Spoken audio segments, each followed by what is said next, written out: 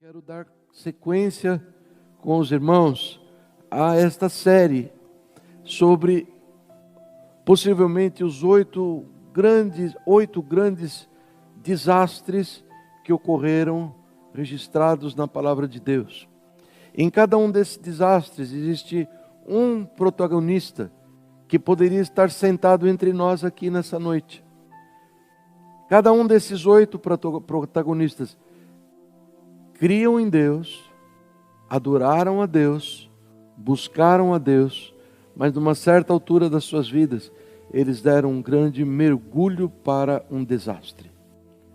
E esse desastre não foi de nenhuma forma reversível.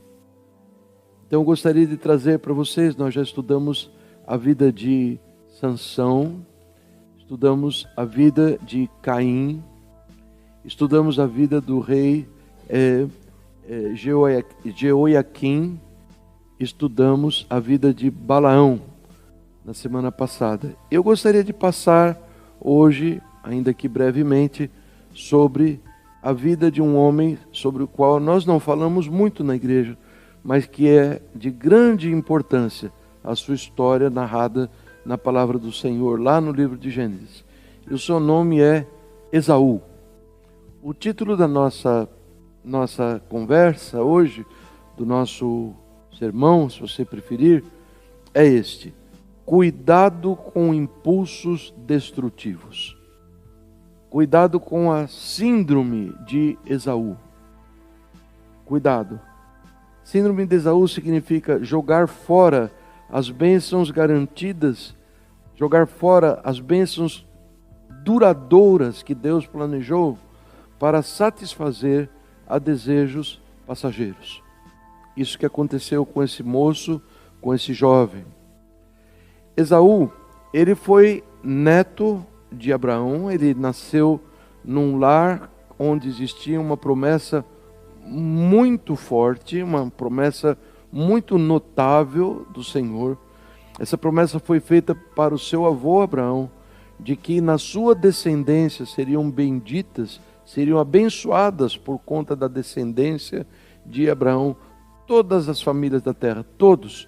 A bênção que Deus deu para Abraão, ela seria oferecida através do povo que iria proceder dele para toda a terra. Abraão, nós sabemos da história, ele teve um filho em idade avançada, por nome Isaque. Isaque se casou com uma prima dele, por nome Rebeca, lindo nome, e Rebeca, ela teve gêmeos, e esses gêmeos foram então Esaú e Jacó, Esaú sendo a pessoa sobre quem nós vamos conversar nesta noite. A gravidez de Rebeca foi uma coisa assim um tanto estranha, a ponto que ela buscou ao Senhor. A palavra não nos diz que ela tenha tido outras gravidezes antes, a palavra do Senhor, mas ela provavelmente sabe como era essa história de ficar grávida, e ela achou, e por essa razão ela buscou o Senhor, que havia muita luta dentro dela, muita batalha, muita mexeção de nenê para cá, para lá, e não existia ultrassom ainda, mas ela estava grávida de gêmeos. E quando os gêmeos nasceram, e ela consultou o Senhor a esse respeito, e o Senhor disse a ela: esse é só o começo, porque esses meninos que de ti vão proceder, eles formarão duas nações, e vai haver muita discórdia entre essas duas nações, e o menor será o Senhor, contrário das tradições naquela época. São dados históricos, mas vai servir como uma boa moldura para aquilo que nós vamos contar. Nasceram os dois gêmeos. Curiosamente, nasceu primeiramente Esaú. A Bíblia diz que ele era vermelho e coberto de pelos, faz lembrar meu Davi, pela forma como ele nasceu, forte, e logo atrás dele veio o seu irmão. Ele passou na frente, mas não por muito tempo. Atrás veio o seu irmão agarrado no seu calcanhar. É como se a parteira estivesse querendo tirar Esaú e Jacó estava querendo puxar ele para trás para passar à frente dele. De fato, Jacó foi caracterizado por esse espírito suplantador, mas nós não falaremos sobre Jacó hoje.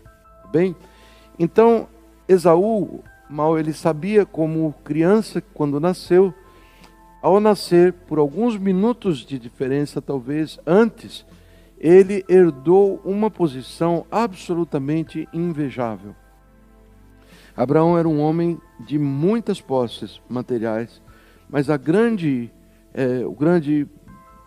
herança que ele, como primogênito, a ele lhe cabia o dobro dos bens de quem não era primogênito. A grande parte da herança era a promessa de Deus sobre a sua vinda. Ou seja, através dele, através dos seus filhos, Esaú, iria se cumprir a promessa do Senhor de abençoar toda a terra.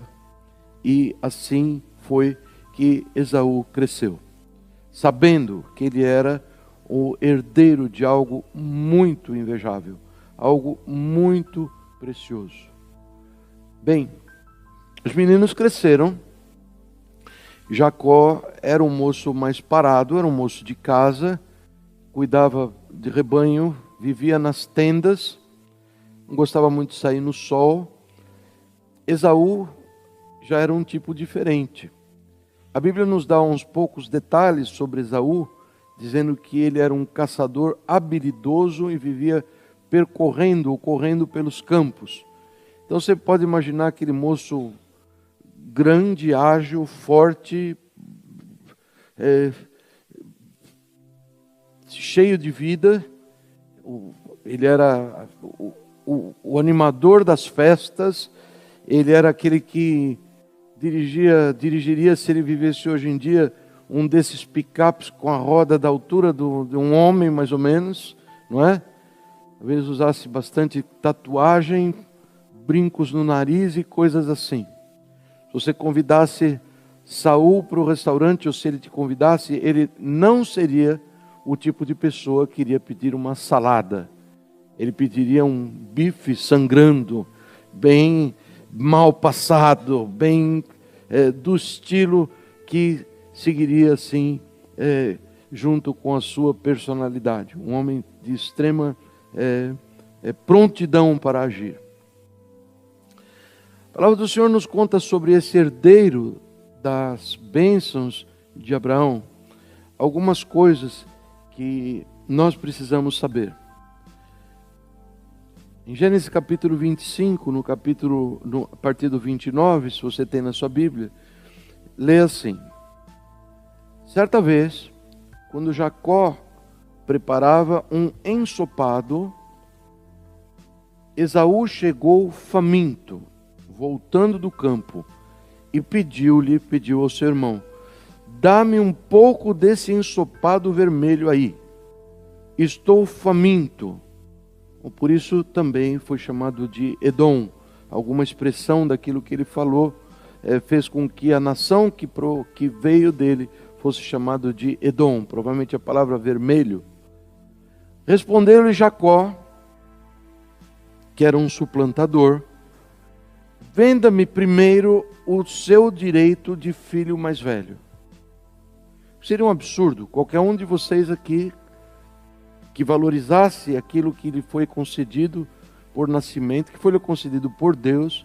Você daria risada dele? Você está brincando comigo? Isso nem se pede, não se faz oferta a respeito disso. Isso é algo de muito valor. Mas surpreendentemente, vejam a resposta de Esaú. Disse Esaú: estou quase morrendo, de que me vale este direito?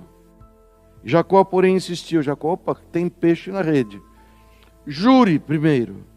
E ele fez um juramento, vendendo o seu direito de filho mais velho a Jacó. Então Jacó serviu a Esaú pão com ensopado de lentilhas. Ele comeu e bebeu, levantou-se e se foi. E assim Saul desprezou o seu direito de filho mais velho. Vamos pensar aqui em alguma coisa. Jacó era um moço, pelo que tudo indica, muito observador. E a impressão que nós temos é que ele já via, a palavra do Senhor não registra isso que eu vou dizer para vocês, é uma inferência. Mas a impressão que nós temos é que para ele chegar a fazer esse tipo de oferta para o seu irmão, ele já havia visto, já havia testemunhado na vida de Esaú um certo desapego a essa questão de ser primogênito, de ter sobre ele a cabeça das heranças que viriam adiante, e mesmo das riquezas, porque ele poderia viver bem de qualquer maneira com aquilo que ele fosse herdar. Jacó certamente observou o seu irmão e ele preparou uma armadilha para que seu irmão caísse nela. E o irmão caiu, e ele caiu principalmente por esta atitude que você vê, que é refletida por suas palavras. Ele queria comer, ele chega em casa, o cheiro estava bom, e ele chega em casa, ele pede, o outro faz uma proposta absurda, e olha a resposta dele: estou quase morrendo, de que me vale esse direito de primogenitura? Estou morrendo. Você acha que ele estava morrendo? Não. Você acha que isso é um exagero, muito exagerado da parte dele? Claro que sim. Esse homem tinha músculo, energia para consumir por muito tempo. Você deixa em jejum lá no meio do mato, nas caças, ele ia durar muito. Eu estava morrendo coisa nenhuma. É que o desejo de ter aquele momento de prazer, o impulso de querer as coisas do jeito dele, o ser levado pela forma como ele se sente, o fez tomar uma atitude que lhe foi muito, muito cara. Vejam só, alguns detalhes sobre Esaú, para compor a figura dele para os irmãos. A Bíblia não conta muitos detalhes, então nós vamos usar os detalhes que nós temos. Vejam só, Esaú tinha 40 anos de idade quando, estou no capítulo 26, para aqueles que estão seguindo em suas Bíblias, versículo 34, 35. Tinha 40 anos de idade quando escolheu por mulher a Judite, filha de Beeri, o Hitita, e também a Basemate, é o nome da outra esposa, filha de Elon, o Hitita. Elas amarguraram a vida de Isaque e de Rebeca. E aqui tem um traço de Esaú muito visível. Eu quero me casar com essa mulher e a mim pouco me importa o que digam o meu pai e a minha mãe. Pouco me importa. É o impulso, vocês estão enxergando isso? Eu quero. Mas filho, essa moça vem lá dos Hititas, é a região que hoje em dia é a Turquia. Isto não, eles são meticulosos. Deus havia dado uma direção a essa família para que fossem meticulosos. Eu vou dizer uma palavrinha sobre como eles orientaram que Jacó devesse buscar uma esposa entre os familiares, entre esse clã a qual Deus já havia anunciado, muito parecido com Sansão. Não, eu quero esta mulher, e pronto. E acabou. E não houve uma, não houve duas, e digo mais, não houve três, houve mais do que três. Percebendo Saul que seu pai não aprovava, sabe o que ele foi? Ele foi à casa de Ismael, povo que, meio irmão de Isaque. E ele buscou mulheres de lá, Maalate, irmã de Nebaiote, filha de Abraão, e além de outras mulheres que ele já tinha. A palavra do Senhor nos diz que isso trouxe muita tristeza. As mulheres dele eram uma grande razão de tristeza para sua mãe e para o seu pai. Vejam só, Rebeca, num certo ponto, sua mãe, ela diz para o seu marido: olha, gente, você tem que buscar uma esposa para o outro filho, entre os parentes nossos, porque se esse meu filho Jacó, o outro, escolher uma esposa entre as mulheres dessa terra, eu perdi minha razão de viver. Não aguento mais estas mulheres. Nós não sabemos exatamente o que elas eram, mas eram mulheres de muito baixo padrão para que causassem aquilo o que uma moça deve trazer para a sua casa, quando ela se casa. Elas chegaram a fim de bagunçar, e elas bagunçaram o clã. Elas trouxeram costumes que não eram costumes bons. Elas eram motivo de tristeza, não eram motivo de alegria. Os nossos jovens já saíram, e eu tenho a impressão que a palavra fica jogada ao ar, talvez, para que nós abracemos, mas no sentido de orar pelos nossos jovens.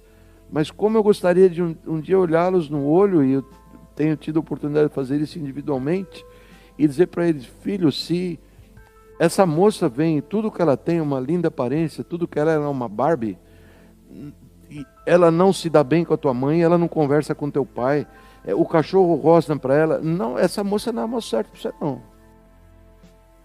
Essa moça não ama a Deus, essa moça não ama, ela se ama a si mesma. Eu gostaria que os jovens soubessem disso, porque moças assim não melhoram. Ao longo do tempo elas tendem a ficar pior. No momento que elas têm um anel no dedo esquerdo, meus irmãos, elas viram desastres, causadoras de desastres. Mas isso apenas num parêntese muito rápido. Esaú não era flor que se cheirasse.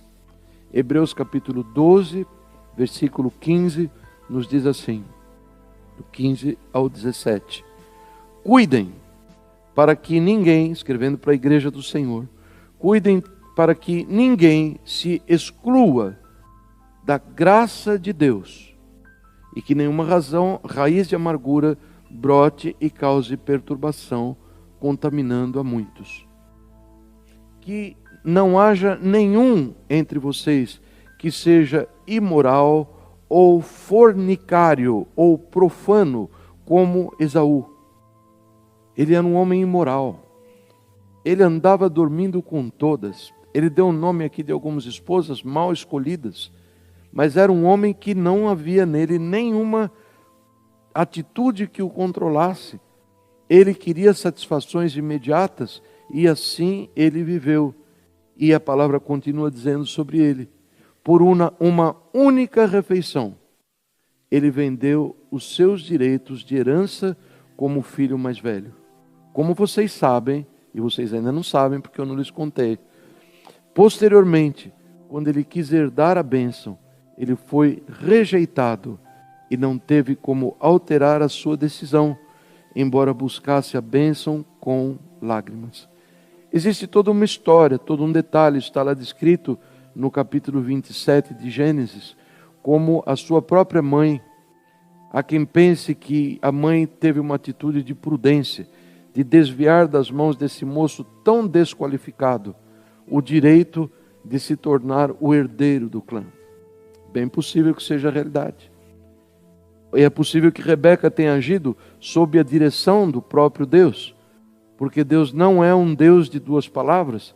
No momento que ele desprezou o seu direito de primogenitura, ali acabou o compromisso de Deus com ele. O compromisso foi cortado do lado de Deus. Entenderam o que eu quero dizer? Então, a partir daí, todo o plano para que a bênção final, na hora da morte, na hora próxima à morte, que seu pai deveria dar sobre o seu primogênito, Deus iria cuidar para que essa bênção não viesse sobre ele, como de fato não veio. Deus prepara todas as circunstâncias, irmãos. Ele preparou Rebeca, que fizeram um carnaval de desonestidade. Grudaram pelo de cabra no Jacó, que era um moço liso, que não tinha tanto pelo. Puseram roupa de Esaú sobre ele, enganaram o pai que era cego, e a bênção foi para Esaú, ou para Jacó, o desonesto. Não existe em nenhum momento uma tentativa de defesa do que Jacó fez. Jacó pagou caro pela sua desonestidade. Mas agora ele se tornou o homem com o qual Deus iria trabalhar. Eu gostaria de compartilhar com vocês um velho pensamento que nós temos trazido algumas vezes. Quem sabe hoje o Senhor vai falar com algum coração a esse respeito. Pensamentos aos quais nós nos dedicamos. Pensamento é uma coisa que não é difícil. Quando ele aparece à nossa mente pela primeira vez, não é difícil de nós evitarmos, de darmos um basta. Meu Deus, tira o pensamento tolo da minha cabeça. Acabou. Isso vai embora. Tenho muitos desses. o tempo todo. Não é difícil. Controláveis. Mas pensamentos sobre os quais nós nos detemos a meditar, eles dão origem a desejos. E os desejos, eles se tornam profundos e ameaçadores quando nós começamos até a falar sobre eles. Nós conversamos sobre eles, é como se fosse uma tentativa para ver se nós conseguimos trivializar a questão, obter alguma forma de aprovação. Se eu comento com algum companheiro, alguém que diz, não, é assim mesmo, já fiz também, não, isso aí não é nada. Nós estamos como que buscando uma desculpa no momento que aquilo é verbalizado. E se é verbalizado, isto acaba se tornando numa ação. E ações repetidas geram hábitos. E hábitos consumados levam a preferências. Preferências consumadas levam a uma formação de caráter. E o caráter define o destino de uma pessoa. É uma sequência de fatos que nós podemos, se você quiser olhar para a tua família, para os teus antepassados, provavelmente você vai ver. Se você preferir ler num livro de história, se você preferir ler a palavra do Senhor, não houve pessoas relatadas na palavra do Senhor que se dedicaram a permitir maus pensamentos sobrevoarem sua cabeça e a pousarem na sua mente, que não terminaram com um caráter e um destino marcado pelos desastres que esses pensamentos trouxeram. Não existe, eu não lembro de algum. No momento que a pessoa se dedicou e que abraçou aquela causa, tudo se perdeu. Algum tempo atrás eu trouxe um slide que eu achei muito, muito engraçado, primeiro assim, mostrando umas melancias redondas, alguns vão se lembrar, muito bonitas. E depois, uma sequência mostrando melancias cúbicas, quadradinhas. Alguns já viram isso? Alguns se lembram? Como que melancia que nasce redonda ou nasce assim ovalada, seja a forma que seja do pé, como que você pode colher uma melancia quadrada? Tudo depende do meio onde você a coloca. E lá mostrava, eu fui ver direitinho na internet, as melancias sendo colocadas dentro de certos compartimentos, com paredinha bem dura, e a hora que ela começa a crescer, ela se formata de acordo com a forma da caixa. Tinha melancia em forma de estrela, tinha melancia triangular, como você quiser. Mas você não pode fazer isso com uma melancia que já cresceu. Não, você não pode pegar um pensamento e um hábito e inserir na vida da pessoa. Mas as coisas entram através de pensamentos. E pensamentos levam pessoas a abrir mão de grandes privilégios. Porque eles geram um impulso e um desejo. E por trás está Satanás dizendo, é uma vez só. Ninguém vai ver. Todos já foram dormir. Ninguém está percebendo. Sua familiar, amados? Isto é problema de crente. Isto não é problema de mundano. Isso é problema nosso. Nós já fizemos uma decisão de seguirmos ao Senhor e de dedicarmos a nossa vida para o Senhor. Amém? Quero que todos aqui presentes. Agora o Senhor está nos chamando para dedicarmos a Ele o nosso comportamento, a nossa forma de agir. E a graça do Senhor é que traz para a nossa vida a habilidade de dizer não ao pecado. Tito, capítulo 2, versículos 11 a 13. Nós já temos lido esse trecho, todos os domingos praticamente nós lemos. A graça de Deus se manifestou, trazendo salvação a todos os homens e nos ensinando a como essa graça pode endireitar os meus caminhos, não permitir que os meus caminhos se desviem para o mal. Deixa eu contar para vocês uma outra ilustração que eu tenho guardado há muito tempo. Fala a respeito de duas gerações. Alguém fez esse estudo. É um estudo verdadeiro. Eu fui checar se é verdadeiro e de fato é. Ao redor dos anos 1700, 1800, dos anos 1700, 2 homens foram estudados. 2 homens. Um deles, cujo nome o estudo não dá, é um homem que tinha esse tipo de testemunho onde ele vivia. Ele era um homem preguiçoso, briguento, alcoólatra, que tinha uma baixa conduta moral. Ele se casou com uma mulher com hábitos semelhantes ao dele. Eles tiveram 8 filhos, 6 filhas e 2 filhos. 154 anos depois, estão me seguindo? Esse homem, 8 filhos, 154 anos depois, o homem já morreu. Foram contados 1.200 descendentes vivos desse casal, desses 8 filhos. 1.200, 154 anos depois, 1.200 descendentes vivos, dos quais 310 eram mendigos, 160 eram prostitutas, 180 eram viciados em álcool ou outras drogas, 150 eram criminosos, dos quais 7 assassinos e passaram tempo na prisão. E o estado de Nova York havia gasto, isso em 1874, $1,5 milhão, que era uma importância fantástica. $1,5 milhão em programas de reabilitação com esses descendentes. E nenhum havia se regenerado. Mais ou menos ao mesmo tempo que ele, 17 anos antes, viveu um homem na mesma região, por nome Jonathan Edwards. Era um crente em Jesus,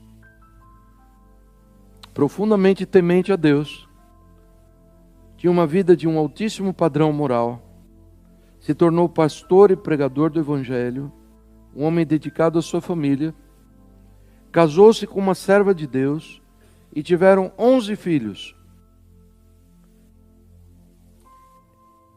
171 anos depois, no ano de 1874, foram contados 1.400 descendentes vivos desse casal, dos quais 13 eram presidentes de universidades, 65 eram professores, 100 se tornaram advogados, 32 juízes do Estado, 85 autores de livros clássicos, 66 médicos, 80 com cargos políticos, 3 governadores de estado, 3 senadores e 1 vice-presidente dos Estados Unidos. E o próprio Jonathan Edwards foi presidente de uma das universidades mais prestigiosas deste país, a Universidade de Princeton. Você percebe a diferença? Seria possível nós imaginarmos que todo esse desastre que eu acabei de pintar para vocês poderia ter sido evitado se um homem tivesse olhos para ver a bondade de Deus, que leva todo ser humano ao arrependimento. A bondade de Deus, ela vem sobre nós e ela não é uma finalidade em si mesma. A bondade de Deus, estou me referindo a livrá-lo de situações das quais você tem medo, de dar-lhe o pão de cada dia, livrá-lo de enfermidades, livrá-lo de acidentes, te dar casa, te dar green card, te dar carro, tudo o que você pode imaginar de bom, Deus também acha que é bom. E Ele trabalha para nos dar aquilo que é bom. Mas a finalidade é aí que está o engano. Por isso que existe teologia de prosperidade. Porque as pessoas idolatram as bênçãos e não o abençoador. E eles cometem um erro na sua avaliação e pensam, eu preciso de bênção, eu não preciso de Deus. E é o grande erro. O que se passa é que Deus nos dá bênçãos porque Ele quer que nós... Uau, mas Deus é muito bom. Para que nós tenhamos a consciência da bondade dEle. Porque existe dentro do coração do homem uma propensão ao pecado. Existem Esaús dentro do nosso coração. Ou não? Existem. Existem inclinações, existem impulsos ruins. Mas a arma de Deus é nos mostrar a sua glória. E a sua glória é a sua bondade. É como se ele pensasse, se Nery perceber que eu sou tão bom, na hora do vamos ver, que o seu impulso falar mais alto, ele vai dizer, não, mas eu não vou trair o meu Senhor. Isto é graça de Deus. Homens e mulheres apaixonados por Deus.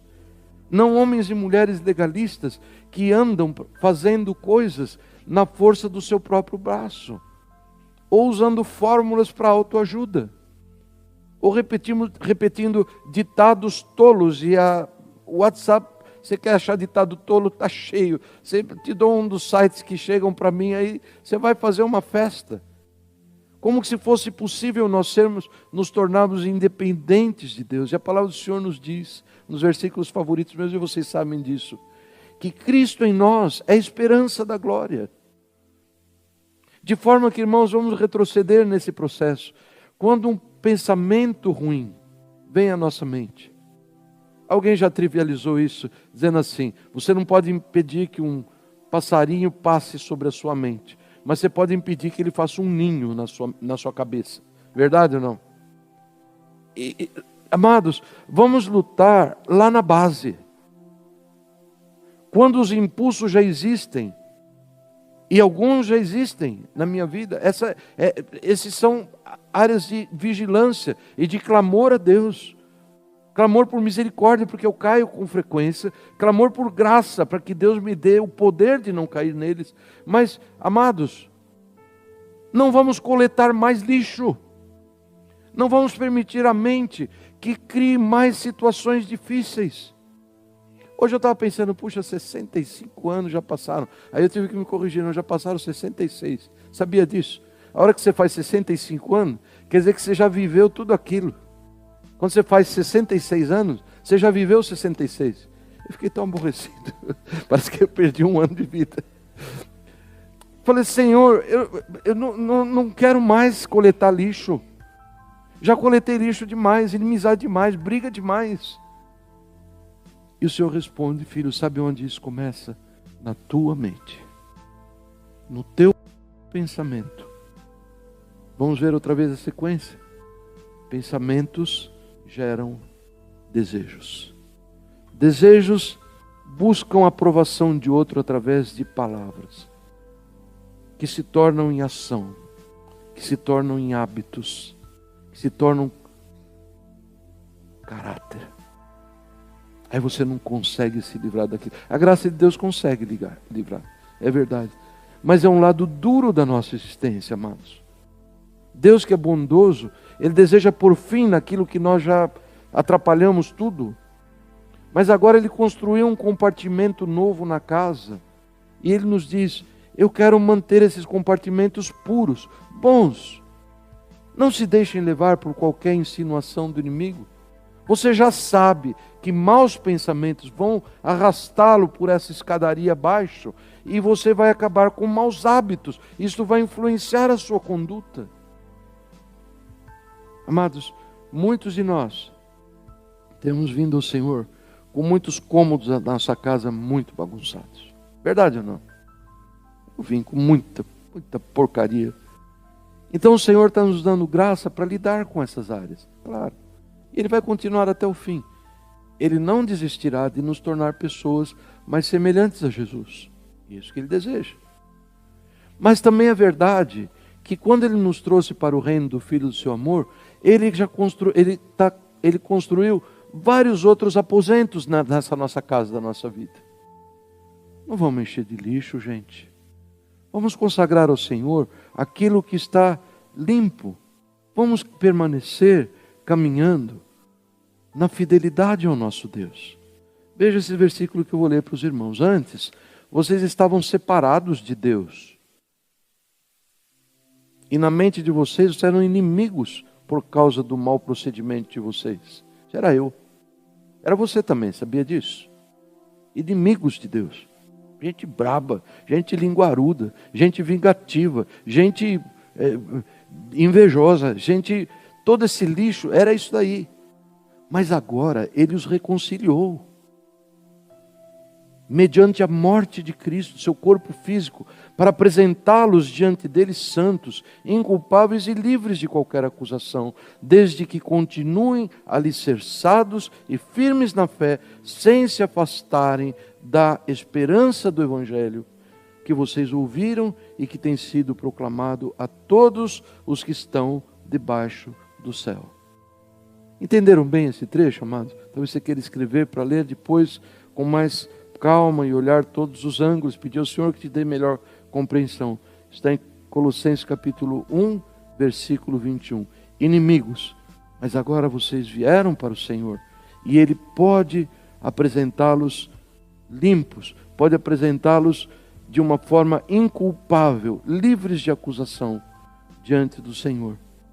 O contrário, ou seja, o perder esse privilégio, está na minha mão, está na tua mão, está no nosso pensamento, e nós permitimos rolar, e ele não para.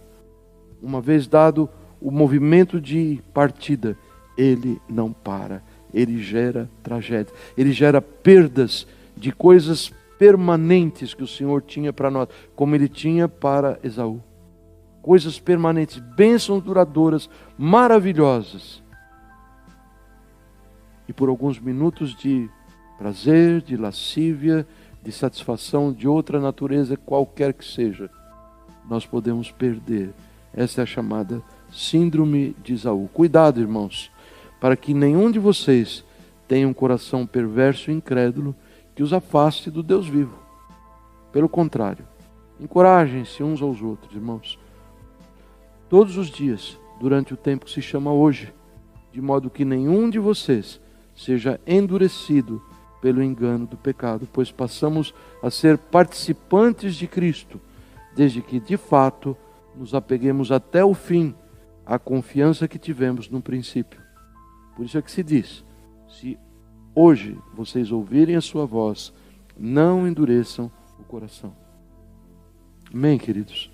Não vamos endurecer o coração. Nós estamos falando de algo que não aconteceu com um homem centenas de anos atrás, milênios atrás.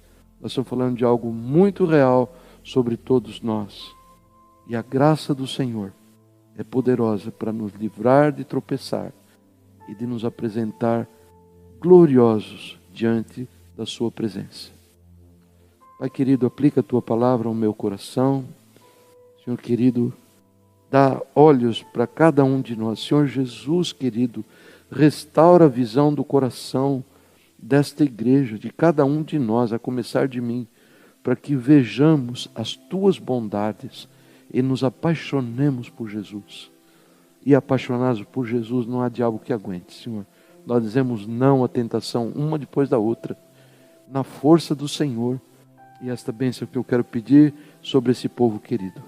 Ó Pai, muito mais do que medo de perder bênção, como também nós devemos ter, porque Esaú, coitado, perdeu tudo, todos os privilégios, não só por medo de terminarmos chorando, desesperados, tentando nos agarrar aos fiapos daquilo que o Senhor já levou.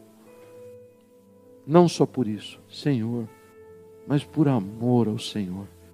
Ó Pai, cada um de nós nessa igreja conheça na sua vida pessoal um Deus bondoso, querido, misericordioso, que sempre nos dá muito mais, abundantemente além daquilo que pedimos ou imaginamos. E a Ele, Senhor Jesus, enche os nossos lábios de louvor e glória, para que assim vivamos, trazendo só alegrias ao teu coração. Em nome de Jesus, amém.